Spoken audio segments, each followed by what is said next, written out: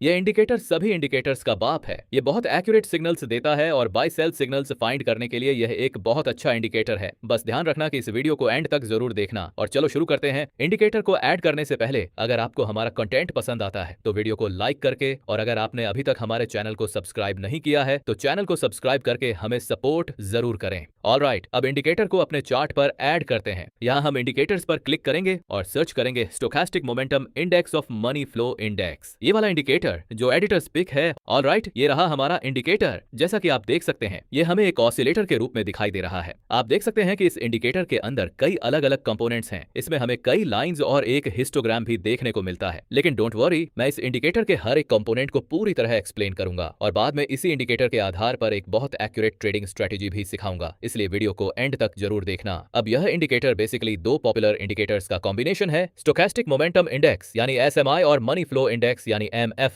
अगर आप stochastic momentum index के बारे में जानते हैं तो आपको पता होगा कि यह एक पावरफुल ऑसिलेटर है जो मार्केट में मोमेंटम चेंजेस और पोटेंशियल रिवर्सल्स को आइडेंटिफाई करने में हमारी मदद करता है। और मनी फ्लो इंडेक्स यानी एमएफआई एक बहुत पॉपुलर इंडिकेटर है जिसका इस्तेमाल मार्केट में बाइंग और सेलिंग प्रेशर को मेजर करने और मार्केट में मनी फ्लो को एनालाइज करने के लिए किया जाता है। और इस इंडिकेटर में इन दोनों इंडिकेटर्स को कंबाइन किया गया है। अब यहाँ सबसे इंटरेस्टिंग बात आती है, इस इंडिकेटर में मनी फ्लो इंडेक्स को स्टोकेस्टिक मोमेंटम इंडेक्स के इनपुट के रूप में इस्तेमाल किया गया है। मतलब नॉर्मली स्टोकेस्टिक मोमेंटम इंडेक्स में प्राइस को इनपुट के रूप में इस्तेमाल किया जाता है, लेकिन इस इंडिकेटर में एसएमआई के इनपुट के रूप में बाइंग और सेलिंग प्रेशर का इस्तेमाल किया गया है। और यही इस इंडिकेटर का मेन आइडिया है जो इसे काफी इंटरेस्टिंग बनाता है, क्योंकि यहाँ हम मोमेंटम और मनी फ्लो दोनों को एक साथ एनालाइज कर सकते हैं। ऑलराइट, अब देखते हैं कि यहाँ हमें क्या क्या देखने को मिल रहा है और इस इंडिकेटर को इंटरप्रेट कैसे करना है। इंडिकेटर पर वापस आते हैं। ये जो लाइन मोमेंटम के हिसाब से अपना कलर चेंज करती है, ये हमारी एसएमआई लाइन यानी स्टोकेस्टिक मोमेंटम इंडेक्स लाइन है। और ये जो लाइन एसएमआई लाइन के काफी पास मूव कर रही है, ये हमारी सिग्नल लाइन है।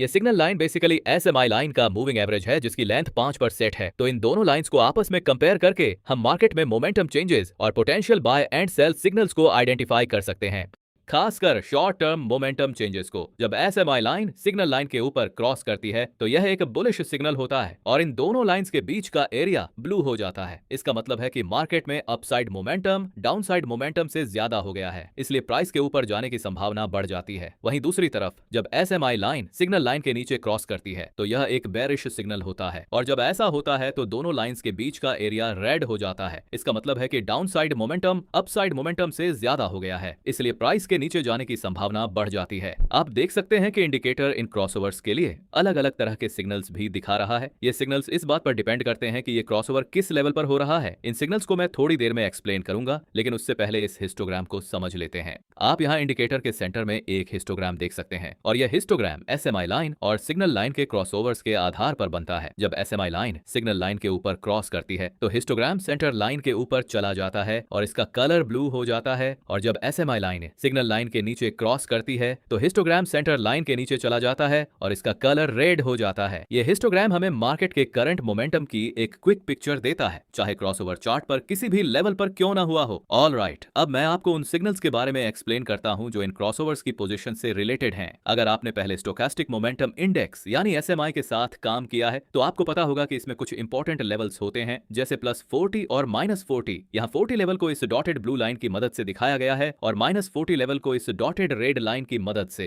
40 लेवल ओवरबॉट जोन को और -40 लेवल ओवरसोल्ड जोन को रिप्रेजेंट करता है। इसलिए जब एसएमआई लाइन 40 के ऊपर चली जाती है तो मार्केट को ओवरबॉट माना जाता है। ऐसे में जब एसएमआई लाइन वापस 40 के नीचे क्रॉस करती है तो इसे एक बेरिश सिग्नल माना जाता है। वहीं दूसरी तरफ जब एसएमआई लाइन -40 के नीचे चली जाती है तो मार्केट को ओवरसोल्ड माना जाता है, और जब एसएमआई लाइन वापस -40 के ऊपर क्रॉस करती है तो इसे एक बुलिश सिग्नल माना जाता है।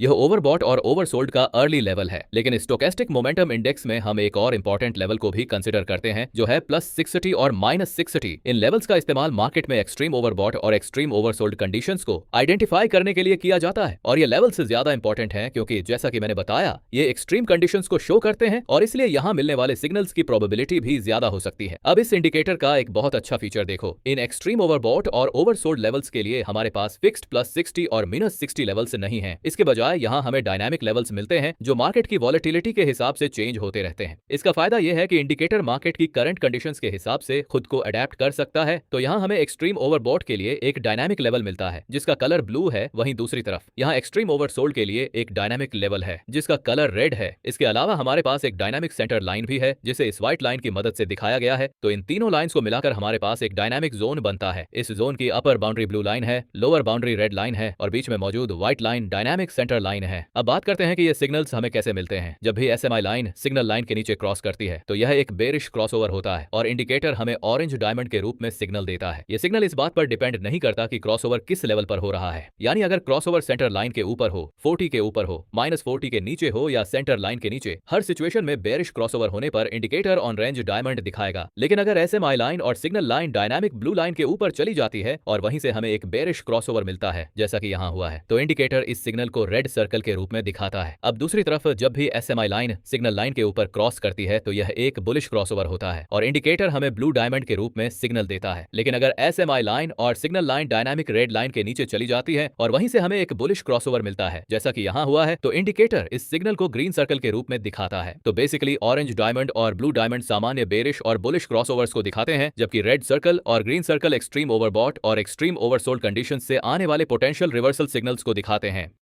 प्लीज पे अटेंशन कि ये सभी सिग्नल्स बहुत शॉर्ट टर्म पर्सपेक्टिव में मोमेंटम चेंजेस को दिखाते हैं और इनमें से कई सिग्नल्स ऐसे हैं जिन पर ट्रेड लेना ज्यादा यूजफुल नहीं होता, क्योंकि जैसा कि आप देख सकते हैं सिग्नल आने के बाद मार्केट वास्तव में उसी डायरेक्शन में मूव करता है, लेकिन प्राइस का मूवमेंट बहुत छोटा होता है और एक प्रॉपर ट्रेड के लिए इतना बड़ा मूव नहीं होता। इसलिए हम इस इंडिकेटर का इस्तेमाल ट्रेड एंट्री को फाइन ट्यून करने के लिए करेंगे, क्योंकि यह इंडिकेटर मार्केट में होने वाले very short term momentum changes को आइडेंटिफाई करता है। इसलिए जब हमें किसी ट्रेड में एंट्री लेनी हो तब यह हमें एग्जैक्ट एंट्री पॉइंट आइडेंटिफाई करने में मदद कर सकता है। चलो एक एग्जांपल देखते हैं ताकि आपको यह पूरी तरह समझ आ जाए। यहाँ हम इंडिकेटर्स पर क्लिक करेंगे और सर्च करेंगे पिवट पॉइंट सुपर ट्रेंड, ये वाला इंडिकेटर जो एडिटर्स पिक है और इसे लोनसम द ब्लू ने बनाया है। ऑलराइट, ये इंडिकेटर हमारे लिए ट्रेंड आइडेंटिफाई करने का काम करेगा। जब इसकी लाइन रेड होती है तो इसका मतलब है कि मार्केट डाउन ट्रेंड में है और जब इसकी लाइन ग्रीन होती है तो इसका मतलब है कि मार्केट अप ट्रेंड में है। इसलिए जब इसकी लाइन ग्रीन से रेड होती है तो हम मानते हैं कि मार्केट अब डाउन ट्रेंड में जा रहा है और यहाँ से हमें शॉर्ट पोजीशन के अपॉर्चुनिटीज तलाशने चाहिए। अब इस सिचुएशन में हम इस इंडिकेटर के बेरिश सिग्नल्स पर फोकस करेंगे, लेकिन हम हर सेल सिग्नल को टेक नहीं करेंगे। हम केवल उन सेल सिग्नल्स को टेक करेंगे जो एसएमआई के एक्सट्रीम ओवरबॉट कंडीशन के बाद आते हैं। इसलिए हम इस तरह के सेल सिग्नल को इग्नोर करेंगे और इस वाले सेल सिग्नल को भी इग्नोर करेंगे। जैसा कि मैंने बताया, हमें ऐसे सेल सिग्नल्स चाहिए जो एसएमआई के एक्सट्रीमली ओवरबॉट होने के बाद आए हों। इसलिए हम यहाँ मिलने वाले सेल सिग्नल को टेक करेंगे, फिर यहाँ मिलने वाले सेल सिग्नल को टेक करेंगे और इसी तरह इस वाले सिग्नल को भी टेक करेंगे। लेकिन इस सेल सिग्नल को हम रिजेक्ट करेंगे क्योंकि यहाँ तक आते आते ट्रेंड लाइन पहले ही ग्रीन हो चुकी है। मतलब अब मार्केट का ट्रेंड डाउन ट्रेंड से बदलकर अप ट्रेंड हो गया है। इसलिए अब यहां से हमें लॉन्ग पोजीशन के अपॉर्चुनिटीज तलाशने चाहिए और इस सिचुएशन में हम उन बाय सिग्नल्स पर फोकस करेंगे जो एसएमआई के एक्सट्रीम ओवरसोल्ड कंडीशन के बाद आते हैं। जैसे यहां मिलने वाला बाय सिग्नल, फिर यहां मिलने वाला बाय सिग्नल और इसी तरह यहां मिलने वाला बाय सिग्नल। वहीं दूसरी तरफ हम इस बाय सिग्नल को टेक नहीं करेंगे और इस बाय सिग्नल को भी इग्नोर करेंगे क्योंकि ये दोनों सिग्नल एसएमआई के ओवरसोल्ड रीडिंग के बाद नहीं आए हैं। तो इस तरह हम दोनों इंडिकेटर्स को कंबाइन करके ज्यादा सेलेक्टिव एंट्रीज ले सकते हैं। पिवोट पॉइंट सुपर ट्रेंड हमें मार्केट का ओवरऑल ट्रेंड बताता है, जबकि हमारा SMI indicator short term momentum changes को आइडेंटिफाई करता है। इसलिए जब दोनों को कंबाइन किया जाता है तो यह हमें ट्रेंड की डायरेक्शन के साथ साथ ट्रेड एंट्री को फाइन ट्यून करने में मदद करता है और यही इस इंडिकेटर की सबसे बड़ी स्ट्रेंथ है। यह हमें शॉर्ट टर्म पर्सपेक्टिव में होने वाले मोमेंटम चेंजेस को काफी क्लियरली दिखाता है, जिससे हम अपनी ट्रेड एंट्री को ज्यादा प्रिसाइसली टाइम कर सकते हैं।